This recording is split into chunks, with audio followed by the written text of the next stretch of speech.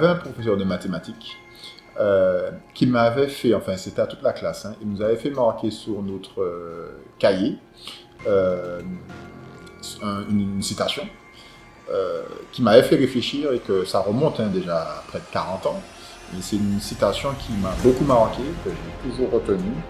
Euh, la citation était la suivante: le travail est dur, certes, mais ce qui doit être fait mérite d'être fait et bien fait. C'est un enseignant qui m'a beaucoup marqué parce que je pense qu'à ce moment-là que je me suis rendu compte que les choses soient difficiles, ça arrive. Mais ce n'est pas parce que les choses sont difficiles que pour autant il faut baisser les bras ou que pour autant il faut se contenter de le faire en superficie. Il faut vraiment aller au fond des choses. Et une fois qu'on est allé au fond des choses et qu'on a fait l'effort de le faire, eh bien c'est parce que c'était difficile et parce qu'on a réussi à le faire qu'on peut être fier de soi. Stéphane Tamarin, je me prénomme Stéphane, mon nom de famille Tamarin. Je suis principal effectivement du collège Aimé Césaire depuis cette rentrée, la rentrée de septembre 2023. Avant cela, j'étais enseignant dans le premier degré.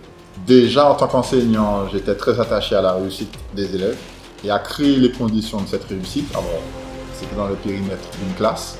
Et là maintenant, j'ai voulu embrasser cette fonction pour poursuivre mon investissement et m'assurer de la réussite des élèves dans un périmètre un peu plus large, qui est le périmètre d'un établissement scolaire. Donc c'est toujours le même principe qui me guide, c'est assurer toutes les conditions pour que les élèves soient dans les meilleures positions possibles pour pouvoir réussir. Réussir, c'est tout simplement se réaliser, s'épanouir, se projeter dans l'avenir, rêver et pouvoir réaliser ses rêves, tant professionnels que personnels. Le challenge le plus important, c'est qu'on accueille des élèves d'origine plurielle, avec une multiculturalité qu'il nous faut prendre en compte, un contexte plurilinguiste, puisque par exemple l'année dernière nous avons identifié 14 langues parlées au niveau du collège. Donc tout cela amène à pouvoir adapter nos pratiques pédagogiques, je pense surtout au niveau des enseignants, aux élèves que nous accueillons.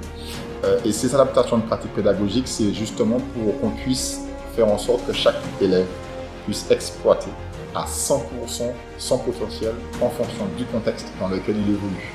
Donc c'est la particularité que je dirais comme potentialité au niveau de mes élèves. C'est à nous d'être ce relais et c'est une manière de dire aux élèves, de leur faire comprendre que si vous avez une idée en tête, quelle qu'elle soit, restez focalisé sur ce que vous voulez faire et c'est à vous, ça vous appartient dès lors que vous avez votre rêve, ça qui parle. La rivière, pas qu'à chailler, donc pas quitter personne, pas quitter personne situation de vie, chailler ça doit en vie fait. C'est à autres. Même si ça n'est pas toujours évident tout de suite, ben, j'ai qu'à continuer à être opiniâtre, j'ai qu'à continuer à y aller pour pouvoir y arriver.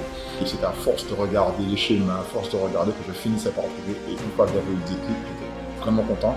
Et ça m'est toujours resté. En tant que principal, quand on cherche des solutions pour amener les élèves sur la réussite, qu'on ne trouve pas, mais on essaye, on réessaye encore. On peut essayer 20 fois, 30 fois, mais si ça fonctionne une fois, eh bien, à ce moment-là, ça valait le coup.